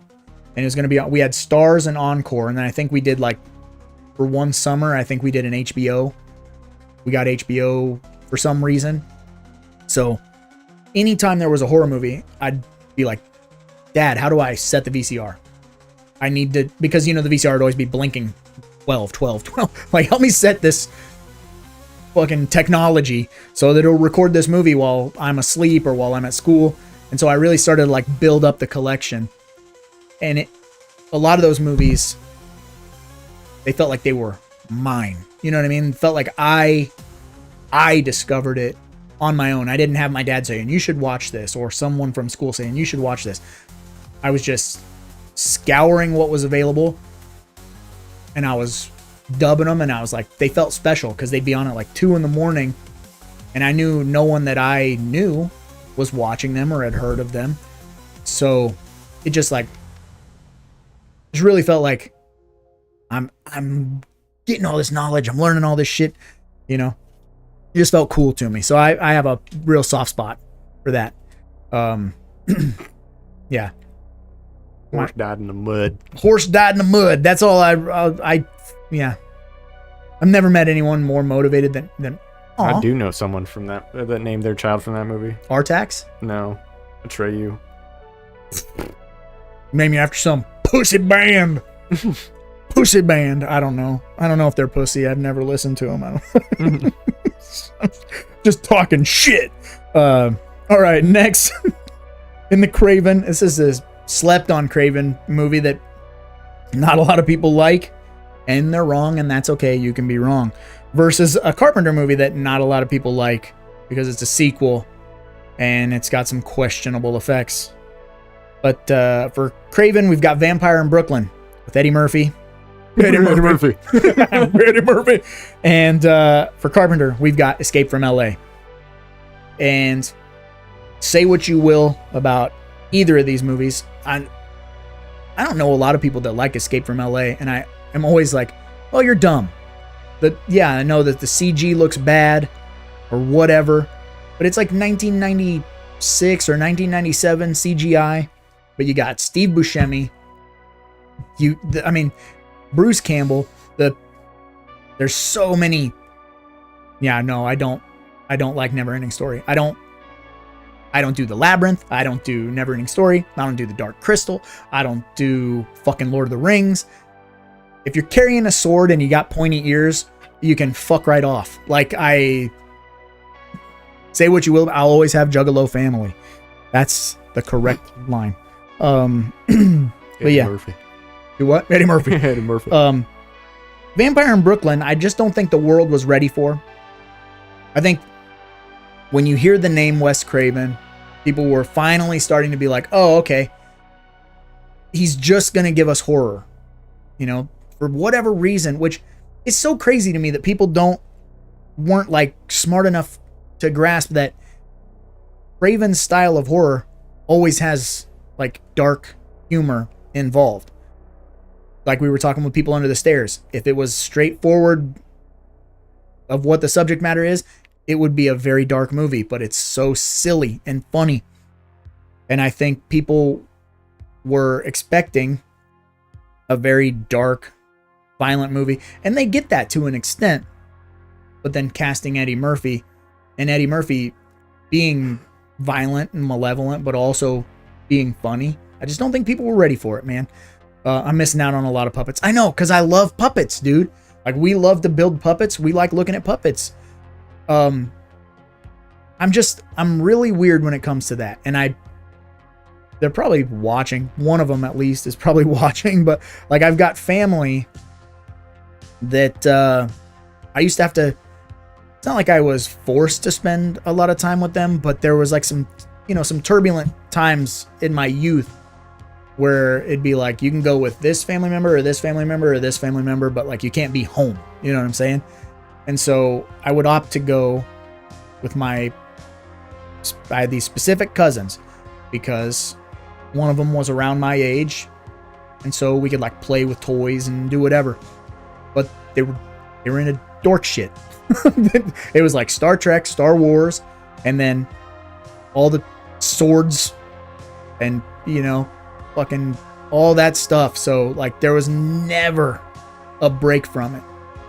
And it was like, I just like associate Mountain Dew and mayonnaise with fucking dork shit. I don't know how to explain. The Cheetos. And yeah. Cheeto dust. Puffy Cheetos. If you ever try to bring a bag of puffy Cheetos near me, I'll break your fucking nose. Roger just hears whimsical music coming from the basement at 3 a.m. I'm burning the house down. I'm moving out. And then he hits me, right in the fucking face. I swear. Megan wakes me up playing the wind chime in the corner. Ding, ding, ding, ding, ding. That's tough though. Vampire in Brooklyn versus Escape from LA. Because like I said, one's a sequel. The other one people weren't ready for.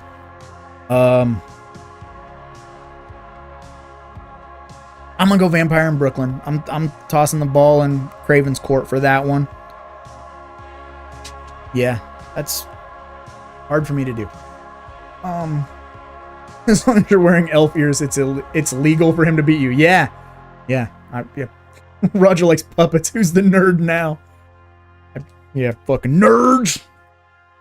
All right.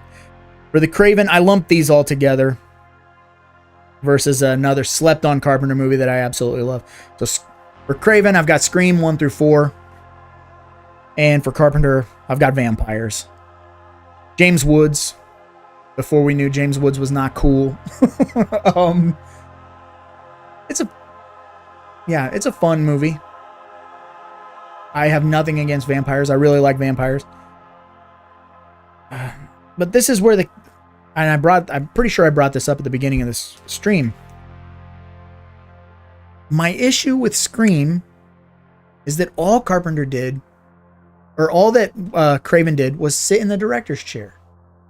I have a really big problem with that. And I shouldn't, but I do. And so it's very tough. When John Carpenter does it, it's fine. No, it's not. When John Carpenter does it, it's because he was entrusted with the Stephen King materials. That's okay. Or because it's a remake. Listen, those are caveats. If Craven was doing a remake, New Nightmare. That's not a remake. That's him. He wrote that script. He directed that movie. That's a whole new take on Freddy. But like, if Craven had made Christine, I'd be like, cool. You know what I mean? But what would he bring to the table? Okay, so we're pitting these two directors/writers against each other. What's in their wheelhouse? Like, They're doing such similar things. What would the difference really be if he shot that movie? And that's where it's tricky, which I have some things written down. But my issue with Craven, and I love Craven, so this is more of a nitpick. This is just a gripe, right? Any interview you see with him, you don't want to call him smug, because that's not, but like, I'm gonna say it as uneducated as possible. Homie fancies himself as an intellectual, dog. You know what I'm saying? Like he's very like astute. Well, John Carpenter would be the same way. John Carpenter did what was it, that like Nintendo piano thing? Like, oh yeah, but he also is like, this thing fucking sucks. Yeah, but like it is literally a toy, but he's talking so much shit on it, and it's like, it's a toy. What do you mean? It's a very incredible like it's made out of technology. It's made out of cardboard. It fucking sucks. Fucking $350 piece of cardboard game console, and then you soak it in the bathtub. Slap some cardboard on it. The cardboard's peripheral. Yeah, but so with Carpenter, like so he may have a bit of an intellectual facade, I guess, whatever, but like Carpenter's main deal is he's so angry. Like Carpenter hates the machine of, like, he literally hates every machine of existence. He hates, like, which you should, you know, like he's very like anti-government, and like he's just got all of these very angry takes on things. And Craven's a little bit different. Like I said, his whole deal is a lot of like, what's going on with families, like what's the inner turmoil in families, and like what's going on in suburbia that is hidden behind all of these perfectly trimmed shrubs and all of this shit. Sins of our fathers type shit with Craven, you know, like what our family did before us will come back to haunt us type of deal. And then like when you drift into like his later filmography, like let's say Scream, even though like I said he didn't write it, but that's more of like your unhealthy obsessions, you know. It's these teenagers that are obsessed with horror that are attempting to kind of create their own horror movie in their own weird way, which did end up getting emulated by two kids that killed a girl they went to school with. I think Cassie Stoddard is like the case. These two kids put masks on and like hid in her basement, and then came out when she was by herself, and they killed this girl, and they filmed it, and like the whole deal was because they were inspired by Scream. Again, unhealthy obsessions. Art imitates life, life imitates art, yada yada. But like yeah, with Carpenter it's very like anti-government. He's like with capitalism and consumerism and all of these things. He's just so much more aggressively angry is I guess is the only way that I could describe it, you know.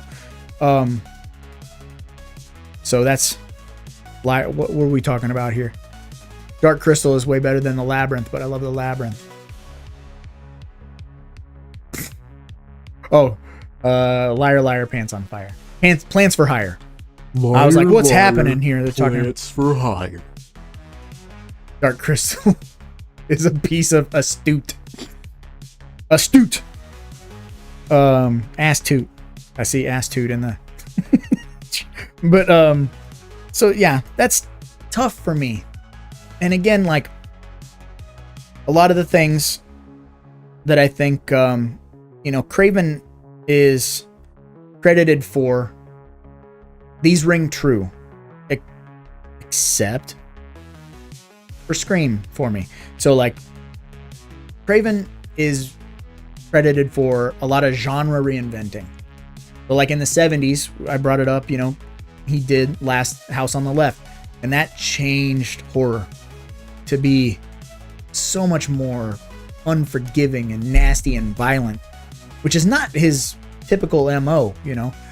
I suppose there are like goofy cops in that movie to kind of try and give you some of that levity, but they're not in it enough to kind of take away from all the roughness that happens. And in the 80s, obviously, Nightmare on Elm Street.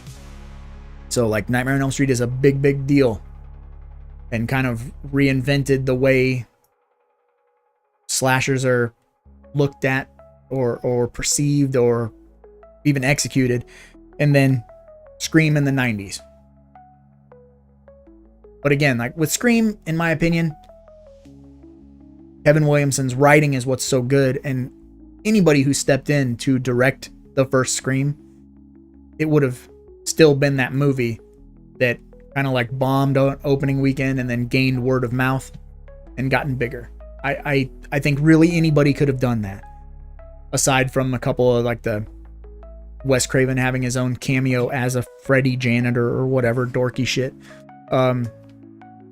Yeah. So I don't know, man. I don't know what's happening in chat. There's a lot of dork words being thrown around. Like Roger smells bad. Oh, yeah. So then we're going to move on to a Craven movie that I'm indifferent about. Even though I like vampires, though, I'm going to give it to the Scream franchise. I'll just give it to the Scream franchise, even though I'm very on the fence about that. Who's winning in the votes, by the way? So for the longest time, it was 90% John Carpenter. It is now 67% John Carpenter. I'm talking people into voting for Craven. Yeah, it's working. That's 12 votes, so not insubstantial. If I was younger, I would have said 6, 7. Don't do that. Don't Too say late, I that. already You did don't it. say that. I don't get it. So I'm indifferent about this Craven movie. I believe there's a good movie buried in it, but it's just not what we got. So, and then I love the Carpenter movie that everyone hates. So it's tough. For Craven, we're going Cursed. And for Carpenter, we're going Ghosts of Mars. Drop the gun, Descanso. Ice Cube, Natasha Henstridge, Jason Statham. Clea Duvall, Pam Grier, Peter Jason, Robert Carradine, on and on and on and on. Greg Nicotero, the K&B doing the effects, very good effects, very good. Yeah, so I love Ghosts of Mars. Nobody else likes Ghosts of Mars. I think that he's a homie from Anthrax with the big long goatee, Ian something or other. I think him and John Carpenter did the score together, so it's got some kind of badass guitar to it. It's fun. Cursed is the weird cursed werewolf movie that is very CWW or WB, whatever. It just feels so kid targeted, even though it's got some adult themes here and there. But I think Joshua Jackson's in it. A lot of like weird casting choices. She is PG-13. Shannon Elizabeth. Is Christina Ricci? Yeah. Okay, yeah. It's been so long since I've watched Cursed. What a funky cast. I've watched it maybe 4 times in my entire life. And because, you know, like I said, I like to give movies multiple shots. That one's rough, but I think there's a good movie in it. I think there was a lot of studio interference with that one. Like El Jefe has this movie. Probably. I've definitely seen this cover. Chris Harris, 1, 2, 3, 4, 5's in the house. John Carpenter, Halloween versus Wes Craven, Scream, and Nightmare on Elm Street. Yes, I need your votes, Chris Harris. The most hated Craven movie is My Soul to Take. That probably is, and being like, I don't know why I do this, but my wife can attest. Every 4th of July, I watch My Soul to Take, and for the longest time, I was like, I think I do that because it's a 4th of July movie. It's not a 4th of July movie at all. They're still in school in the movie. I don't know if it came out around 4th of July or I bought it around 4th of July, but in my brain, in my weird latch on to things brain, I tie 4th of July to it. So every 4th of July, I watch it. No, you're thinking of the fireworks woman. Oh yeah. Oh yeah. I need to see that fireworks. Oh yeah. Yeah. Whatever that super chat noise Super is. chat noise. We haven't gotten a super chat so people can see Tyson's cool animation of green Rottin Roger up in here. But yeah, we put new weird bells and whistles. So if I gotta pick, I'm going Ghosts of Mars because I still don't think I'd choose that. I don't have to force myself to watch Ghosts of Mars. I thoroughly enjoy that stupid movie. So I always go with that. Next is a Craven movie I'm slightly indifferent to. I mean, I kind of like it, but I've only seen it twice now in my lifetime. And then we're going to go for Carpenter. He did 2 episodes of the Masters of Horror TV series, Cigarette Burns and Pro-Life. So the Wes Craven movie is Red Eye with Cillian Murphy. Is that how you say it? I think so, yes. Oh shit. VHS Mikey in the house with a $20 super chat says bells and whistles toasty. Dude, that's fucking insane. You could have just done 42 cents. I think you can do that. Can you do a random? Well, he could have, but we can't. Anyone can give 1 cent. For 1 cent a day, you too can have a gif of Rottin Roger pop out and give you a thumbs up. I had those turned on. I had them turned off. I had to turn them on real quick. Oh no. What the hell does toasty mean? It's the Mortal Kombat noise. So our original live stream, we have a like an 8-bit style gif of Mikey poking out with his making a silly face, and it would say toasty because that happens in Mortal Kombat when you land a super dope combo. But I think it's when you land an interrupt. is it? Oh, you land the interrupt. Nice. It's been a hot minute. Aha, a toasty minute, perhaps. Okay, so I like the Masters of Horror series, and I like those Carpenter episodes. But I'm gonna give it to Red Eye because I think Red Eye has a lot of cool tension and stuff. I haven't thrown that on in a while. Is that Rachel McAdams and Cillian Murphy? Who's this? Where am I looking? Or Red Eye, the cast of Red Eye. How do catch the Red Eye? No, it says toasty. Megan says it says whoopsie. No, it says toasty. It definitely does say toasty, but I think there was a time where I said whoopsie. Now we'll move on. McAdams, Cillian Murphy. Yeah, Rachel McAdams. I don't know why I knew that name. It just flew into there. Next up, because someone brought it up. So this is pretty much the end of my list. And guess what? I have this as a movie I like for Wes Craven versus a movie I do not like for John Carpenter. For Wes Craven, we've got My Soul to Take. And for John Carpenter, we've got The Ward. My Soul to Take. Full disclosure. I used to hate this movie. It's rough, okay? When you go back and rewatch it, one of the... I think it's like the DA from Law and Order SVU plays the killer at the beginning of the movie. Michonne is at the beginning of the movie from Walking Dead. Frank Grillo, who is the man, is also in the movie. So there's a bunch of like weird people that when you go back and rewatch, you're like, holy fuck, holy fuck, holy fuck. But it's a really rough script. It's a really rough edit. And I did some research when I rewatched it on the 4th of July. Because I was like, why is it like this?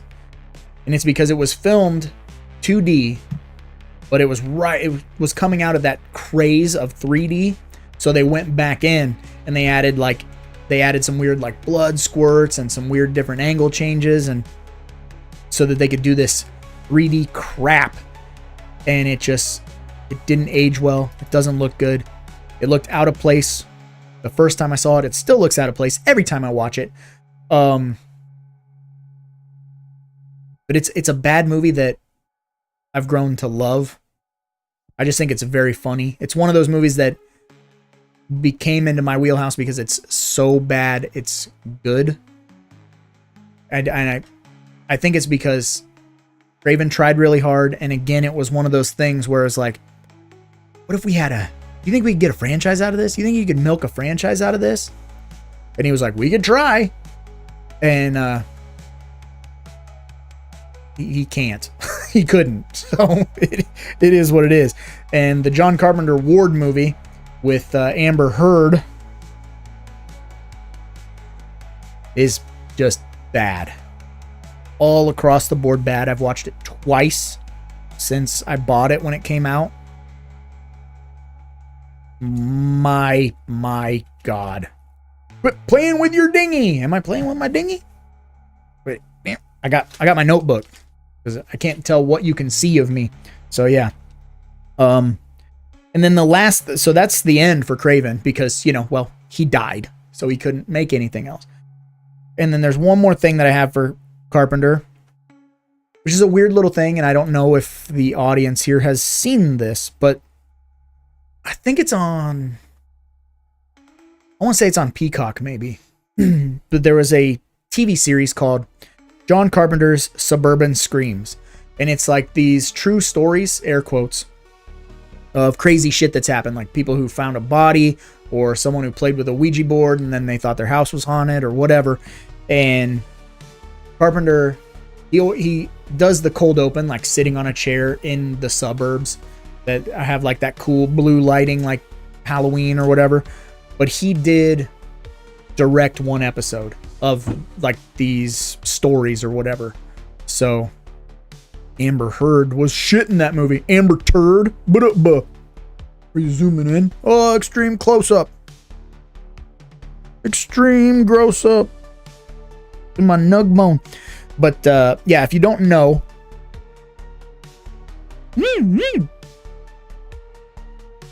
See this fucking badass Wicked football jersey. Yeah. Fire. I don't think you can get this anymore, so this is a rare boy.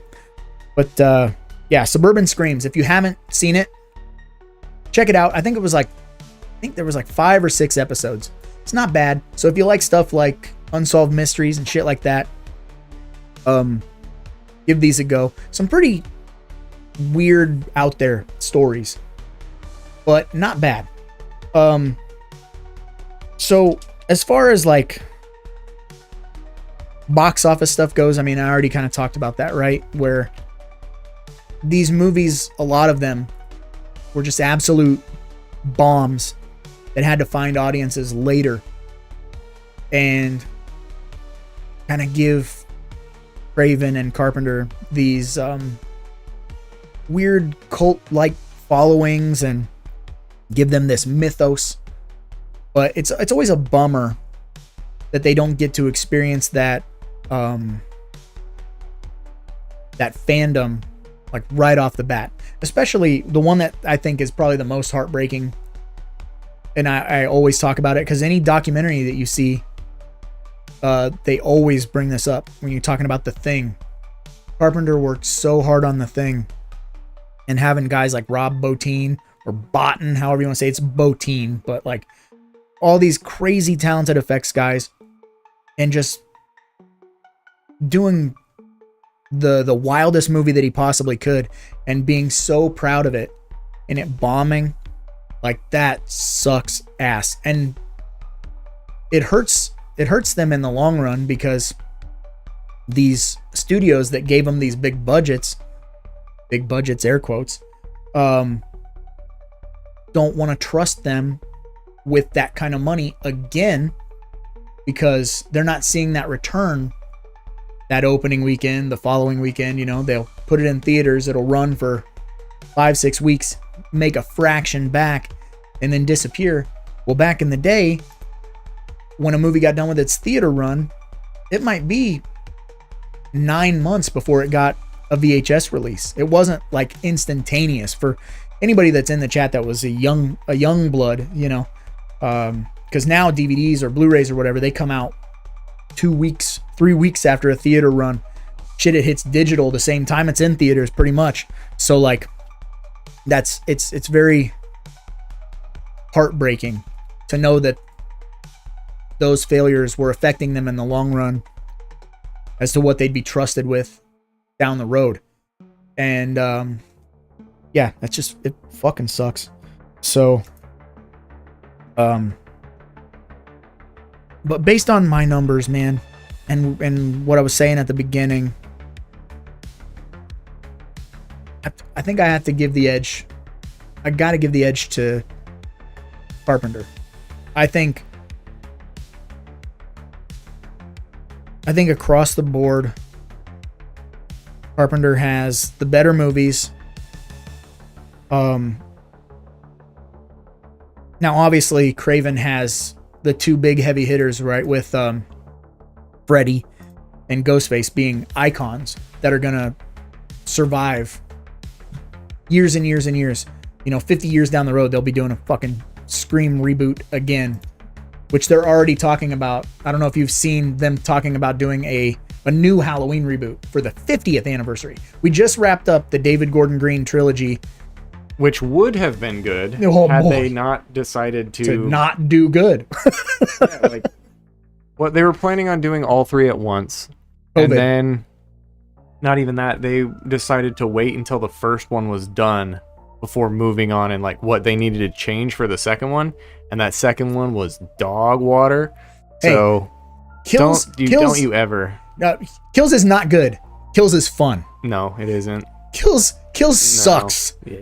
Kills sucks. Like, from a narrative, because like all it is just the middle, right? So you were expecting that when they did Halloween Ends for it to continue the story that Halloween Kills is the middle of, but it doesn't. It's like, you know what? Well, it's been a year. It's been 5 years or whatever. Like, they didn't pick it up the Kills same didn't day. set up or execute on anything. I'm so mad about Kills. I did not watch End. You won't watch Ends? I did not watch Ends, and I will not watch Ends. Well, here's your pitch for Ends. They throw them in a wood chipper. It has fuck all really to do with the first two. How about this? It's not a Michael Myers movie. Well, like at all. So there you go. Evil does tonight. Evil does tonight. Evil doesn't tonight. Evil doesn't survive the wood chipper. It's so, yeah. Evil dies tonight is the second one. Carpenter, Rob Zombie's Halloween's. So Rob Zombie's first Halloween. I know Remix is a big part 2. He likes part 2 because it breaks the mold. It does something different. You got the white horse. It doesn't like. So what Kills does, like it says fuck you to the formula. Mm-hmm. What Rob Zombie's Halloween 2 does is it says I have a new formula. Yeah, it completely brings something new to the table. It doesn't just take the formula and then go, I can't even describe why I hate Kills. It's just terrible. Kills is terrible, but I will always throw the butt in there. But Kills is pissing me off, Roger. Yeah, house reference, deep cut. Kills is fun. Kills has no redeeming factor other than, hey, we're gonna kill these people. That's literally it. Like, it will grade on your fucking brain with the amount of times that Evil dies tonight is said. Also, Michael Anthony Hall is a fucking terrible Tommy Doyle. There's just a whole bunch of useless callbacks. I mean, there are a billion problems with Halloween Kills. But if I just want to like shut my brain off and watch Michael Myers like murder 60 people, I'll throw that one on. I also really like Halloween 6. So like my opinion doesn't matter at all. I'm not a trusted authority. I love Halloween 6 and it sucks. So, you know, that's why everybody's opinion is their own opinion, and like everyone likes their own flavors of popcorn, you know, which is also why I'm saying Carpenter wins. And I saw, I think MC or Mick Horror. Why do I always want to say MC? MC Horror said that Carpenter smokes Craven. The Riverton Ripper, my soul to take, was just a guy with multiple personalities disorder. Yeah. Fear ye the Ripper! I love it. It's so dumb and I love it. It's a terrible movie. But yeah, so, but he could have had more personalities that survived, and that's how they could have got you with a sequel. And that's what Craven was banking on, because whenever Craven writes, I swear to God, he sits down and he's like, okay, what was I doing when I wrote Nightmare on Elm Street? I need to somehow accidentally create a franchise again and go. Like he's always like trying to create a franchise. And I think that's the other thing that doesn't, like, what makes Carpenter so good is because Carpenter has all these individual stories, and he has a very, like I said, his take is so pissed off. He's so angry about the planet and the state of things that he doesn't give a fuck. And his movies are very opinionated. They're very, like, they're just going for the jugular, but they're going for the jugular in a different way that isn't like a blood and guts kind of way. And I just think, like, if I could sit in a room and talk to Wes Craven or John Carpenter, I want to hear the stories from the guy like John Carpenter. I want to hear John Carpenter. I appreciate his take on things so much more. So I find his filmmaking approach fascinating. I find him as a person fascinating. And I just think he has a lot more tools at his disposal, you know? And that goes to show with his filmography, but we keep going back to, I brought up his name like 60 times, fucking Dean Cundey. How Carpenter knows Dean Cundey is going to shoot it a very specific way. They have a very, like a perfect working relationship, a very friendly working relationship, and they can kind of read each other's minds. And Carpenter's vision comes out through what Cundey shoots, and it's very consistent across the board through his filmography, whereas Craven is having different people coming in. You know, it's not a film family, it's unionized or whatever. It's whoever's in San Bernardino right now that wants to be a grip or whatever. And I think you can feel that in the movies. Sounds weird, but I think you can. And other indie filmmakers, you know, can probably like attest to that have worked with the same crew of people multiple times. You're going to get a very concise finished product that's going to feel like their voice. Carpenter across the board, even when he doesn't write it. Smart ass. Yes, that's all you brought it up. I'm just saying. So like if you put side by side, put like Christine side by side with Halloween. Screenshot from both. They have the exact same visual language. And you take something like Nightmare on Elm Street, and you put it next to My Soul to Take. They don't look the same. They don't feel the same. And that's important. And that's why I say Carpenter. Yeah. I have not been reading the chat. Actually, it's called dissociative identity disorder. DID, if you watch Law and Order. Dun dun. Roger, we need to have a thumb war now. Each thumb named Craven and Carpenter. Let's do it. I got little hands. I can't help it. I'm a midget. Small hands, smells of cabbage. I'm a little guy, but I can crack with these little sons of bitches. But anything you want to add before we call this a night, Remix? What do you got? Yeah, I think they both suck. They're just putting out some fucking slop. Sloppy slop. All the slasher movies now are like Thanksgiving. Hard Eyes. All demon movies are now like Evil Dead Rise, Conjuring. Most new horror feels just like the same. So, on that note, I will say this. I do really like Hard Eyes. That homie that's in Scream 5 and 6 and 7 or whatever. 6 and 7. I like that guy. but his shtick can wear very thin. We'll see. We're going to give him some time. Let him be in a couple more movies. Because if he keeps playing the guy that he plays him the same. It'll wear thin. It's like every time I see Jenna Ortega now, I want to fucking roundhouse kick my TV. You have the range of something that doesn't have range. I don't have anything clever because I'm ready to go watch this. Yeah. Thanksgiving was Eli Roth. Yeah. I like Eli Roth. I'll die on that hill, you know. But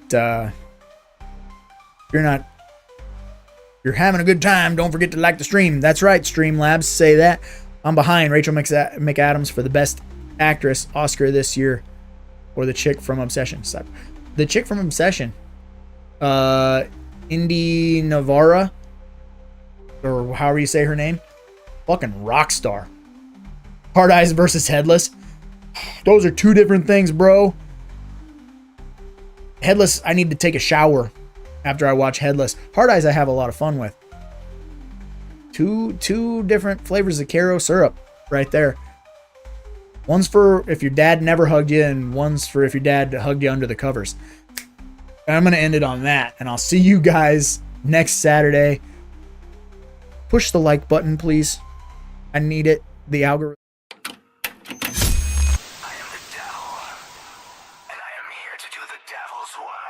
Sorry, I thought the transition was slower than that. Well, I guess we're coming back, so I could say, hit the like. I love you, and I'll be back next week to talk about some more dumb shit that no one.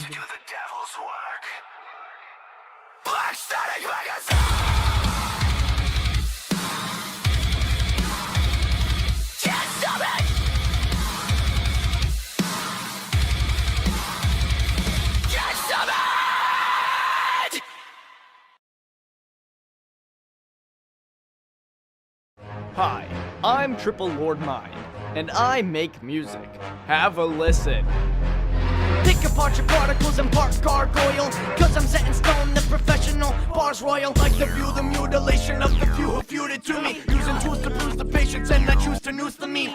In the rings, a grenade bins flying like it's Hiroshima, nothing but your shadow lying. I've had a violent encounter with gunpowder, smoke rises, people dying, and the booms grow louder. 50% opacity, I'm a ghost, a spectre from the nethers, come the joke. I end those who are horrible and greedy. I'm getting close to you, so it looks like 3D. I also make merch.